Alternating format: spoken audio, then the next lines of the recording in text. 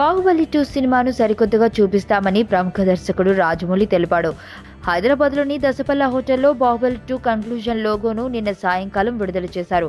ఈ సందర్భంగా ఏర్పాటు చేసిన మీడియా సమావేశంలో ఆయన మాట్లాడుతూ వర్చువల్ రియాలిటీ విధానంలో బాహుబలి 2 సినిమాను చూపించనున్నామని చెప్పారు.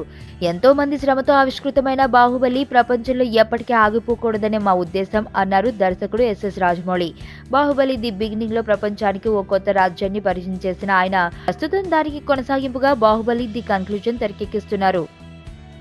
ప్రభాస్, రానా, అనుష్క, తమన్నా ప్రధాన పాత్రలు పోషిస్తున్నారు. ఆర్కా మీడియా వర్క్స్ పతాకంపై శోభా యార్లగడ్డ, ప్రసాద్ దేవినేని నిర్మిస్తున్నారు. 2 పాటలు, కొన్ని సన్నివేశాలు మినహా చిత్రీకరణ పూర్తయింది. ఈ కామిక్ సిరీస్ కు బాహుబలి సినిమాకు సంబంధం లేదని, గ్రాఫిక్ ఇండియా అనే సంస్థ కామిక్ సిరీస్ ను రన్ చేస్తుందని ఆయన చెప్పారు. దీనికి కేవలం బాహుబలి క్రేజ్ ను మాత్రమే వాడుకుంటారని, కథ, గ్రాఫిక్స్, కథనం, పాత్రలు ఇలా ప్రతి విషయం వారే చూసుకుంటారని రాజమౌళి తెలిపారు. ఈ కామిక్ ప్రాజెక్ట్ కు తనకు పెద్దగా సంబంధాలు ఉండవని ఆయన చెప్పారు.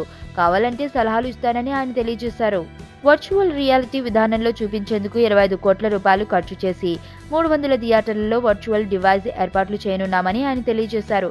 ఈ వర్చువల్ గాగుల్స్ ఒక్కొక్కటి సుమారు 2 లక్షల రూపాయలు ఖరీదు ఉంటుందని రాజమౌళి తెలిపారు. ఖరీదైన కంప్యూటర్లలో ఈ డివైస్ ఉంటుందని ఆయన చెప్పారు.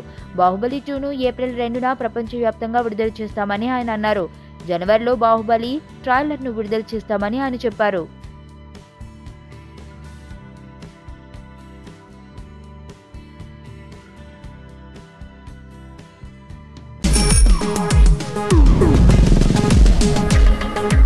ప్రపంచంలో ప్రతి ప్రేమ కథ మధురంగా ఉంటుంది.